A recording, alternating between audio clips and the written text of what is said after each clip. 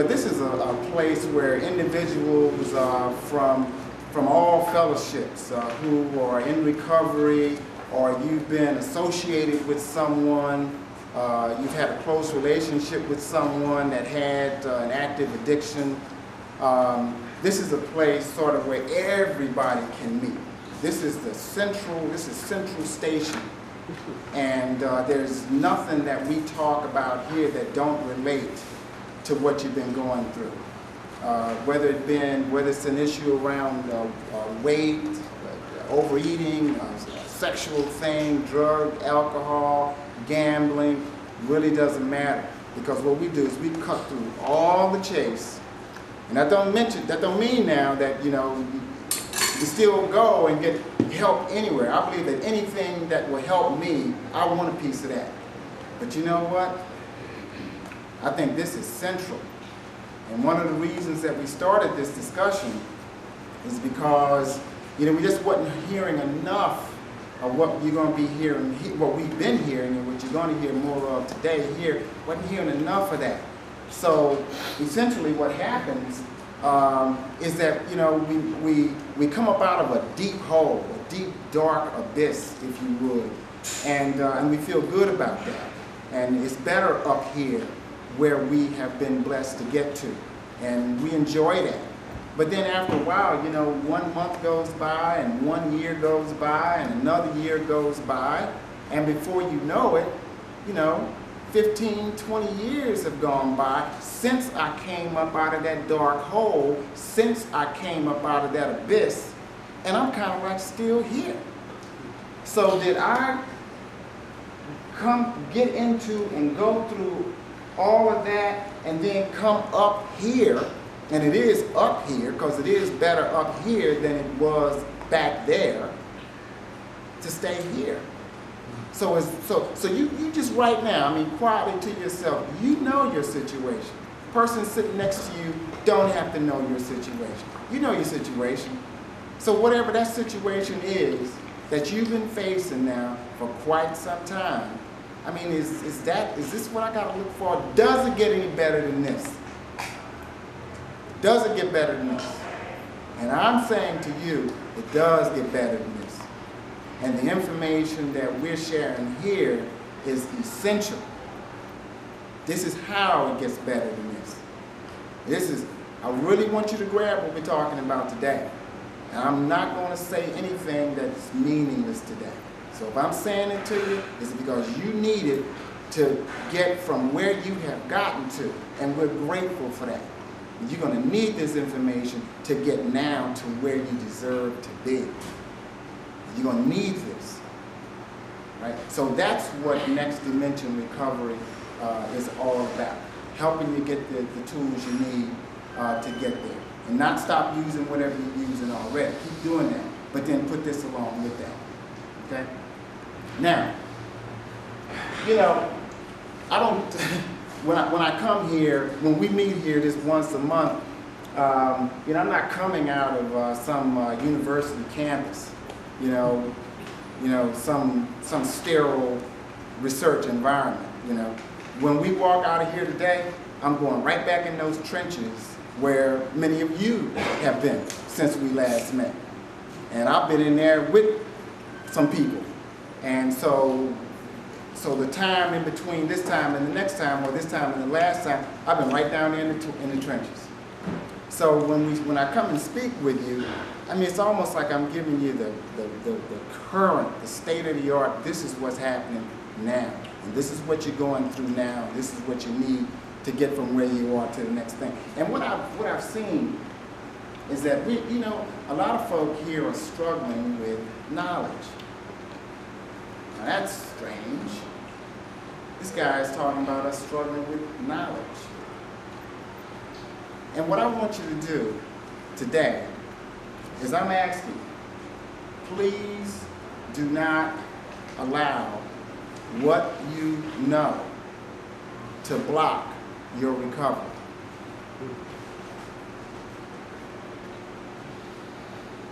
Please do not allow what you know to block your recovery. Because knowledge can be self-defeating. I know this and I know that, and I already know this and I already know that. Well, look at, if you add up all that I know, look at where it's brought me. And then look at how, my life has almost become circular at best with the knowledge that I have right now. So I don't want you to allow what you know, the knowledge that you have right now, to become sort of a low ceiling and almost a sort of prison, because we're prisoners of our own thinking. I mean, that's what keeps a lot of people in prison, it's by the way they think. So I don't want you now to focus so much when you come here on what you know. I want you to begin to focus more in on what you don't know. It's about what you don't know. I see a guy that I'm looking at who is a master plumber. But before he became a master plumber, he was a high school graduate. He was very, very proud of graduating from high school. Who wouldn't be? But then when he wanted to be a master plumber, he could not sit in front of the then master plumber, and he being an apprentice, and tell the master plumber what they told him in high school. That master plumber, I mean, that's good. And what high school did was that it put you up another level so that you can reach what I'm about to give you. See? And then when he didn't throw all of what they told him back in high school at the master plumber, then the master plumber was able to take the knowledge that he had and then add to that knowledge, and now this gentleman is a master plumber.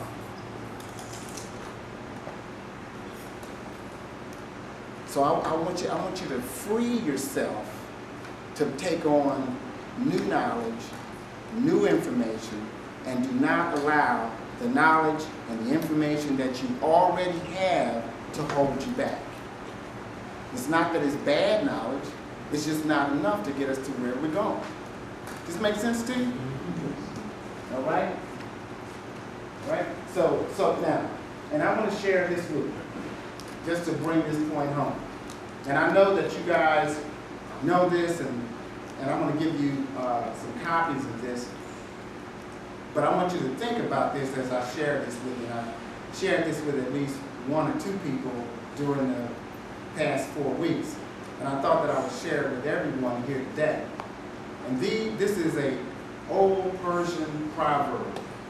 And here it's written he, and I will say he or she, but if I say the one, I mean the other. So he who knows, we talk about knowledge. He who knows not, and knows not that he knows not, is a fool. Shun him. He who knows and knows not that and knows not that he knows not is a fool. Stay as far away from him as you possibly can. Whatever the legal limit is in your state, get to that and get away from it. He who knows not and knows that he knows not is ignorant, and that person you can teach. Now that's he who knows not and knows that he knows not. That person is ignorant, you can teach. An example of that is a guy who graduated from high school, he wanted to be a master plumber. He knew that he knew not, and he allowed the master plumber to teach him. He who knows and knows not that he knows. Ooh. He who knows and knows not that he knows is asleep. Wake. And then I won't read the last one. I'll let you all read that one for yourselves when you get it. Now, of those, I wonder which one are you? I mean, am I a fool? Am I ignorant? Or am I asleep? lot of times when they say, ask your neighbor which one of you, don't ask your neighbor nut. Because they might be the wrong one. All right? So, I'll tell you what I think. I think that you guys know, and I think that you guys know not that you know. And I am sent to wake you up. Because if that knowledge wasn't already there, we'd be done. We'd be done. I don't have what you must have to get to where you deserve to be. Where did I get it from? Who in the world are you? Where you work? You already have it. Just don't know it. So I want to wake you up. Now what you can do is tell your neighbor, say, wake up. Wake up. Wake up. Wake up. And without necessarily walking, would you just kind of pass these back for me, okay? And you guys will see that last one on there. You probably know why I didn't want to read that last one. But it's good though. I'm saying to you that I believe that you guys are asleep. And I'm going to wake you up. Okay.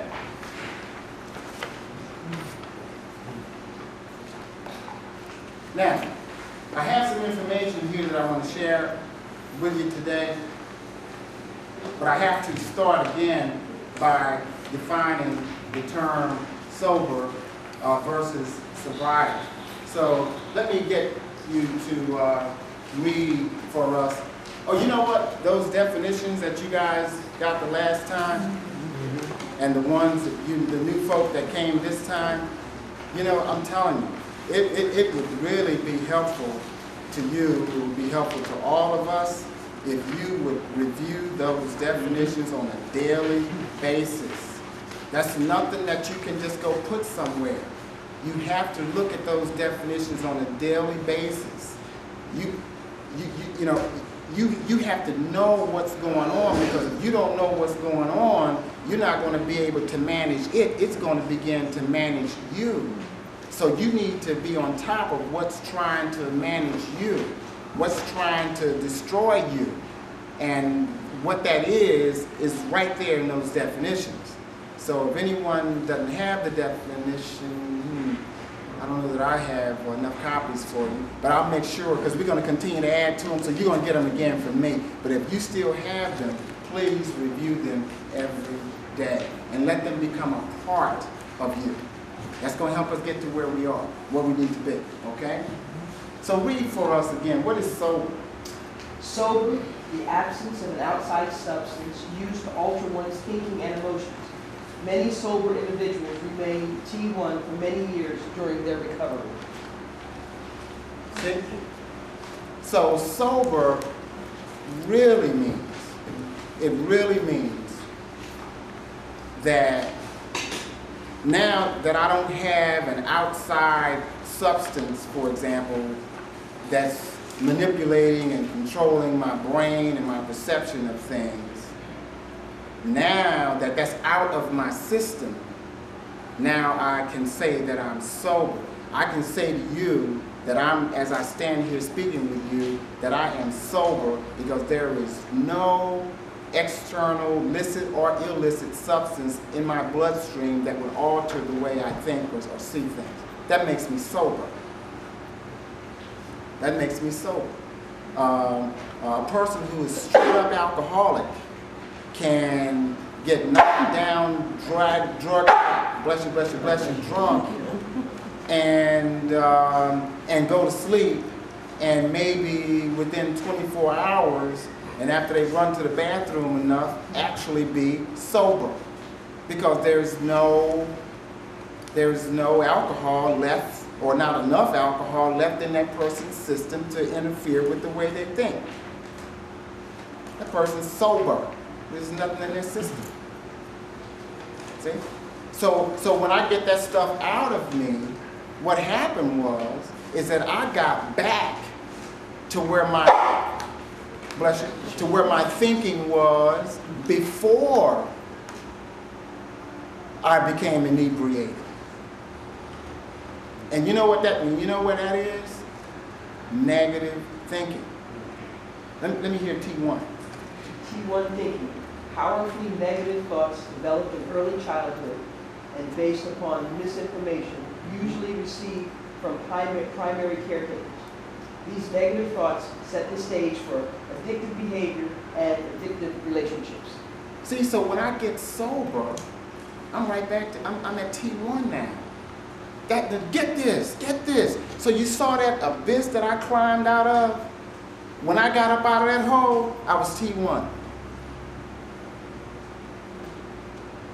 When I got up out of there, I was T1.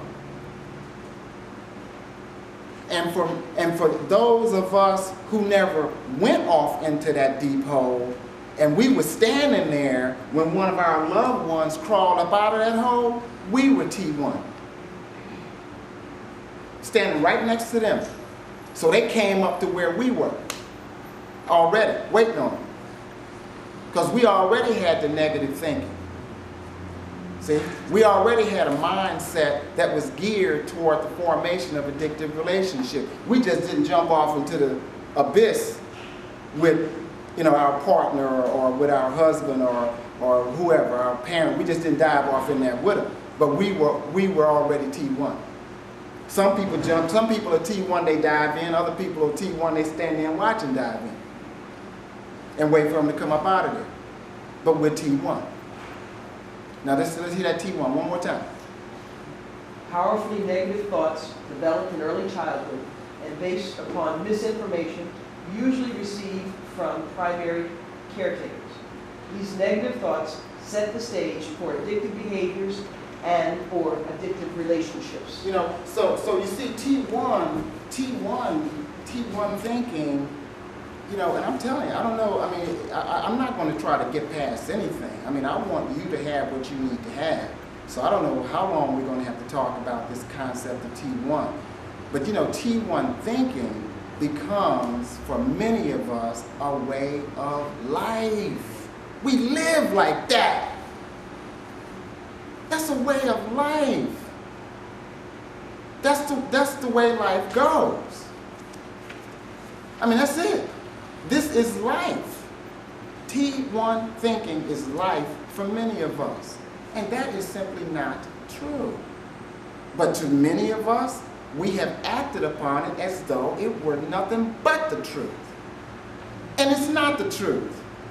That's knowledge that you need to walk out of here with today. That my thinking is not true. And I know we gonna win. Because Martin Luther King said, no lie can live forever. And since he said that, apartheid is gone in South Africa. And even before he said that, slavery was gone in the United States. No lie can live forever. It only has its day. But that lie is going to be replaced with the truth. T1 thinking is a lie. And it cannot live forever. And that T1 thinking hates the fact that you came out here today. Because this is a big threat to its continued survival in you.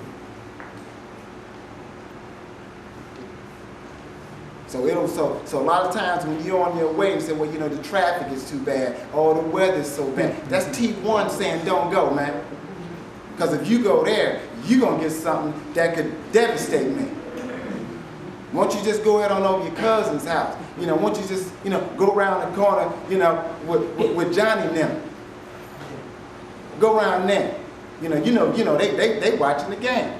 You ain't got to go way out there, man, no Osceola, whatever. Man, don't be going all the way out there. That's T1 saying, I'm scared. I'm afraid. And if you listen to it, it wins for that time. T1 T1, say this with me. T1, T1, your days your days are numbered are numbered with me. with me. Now, that is the truth. Lisa, move over with a lot of T1 thinking will be running through them. I don't want you to get hurt out there. T1 can't stand no truth now. He can't stand that. He can't stand that. See? And what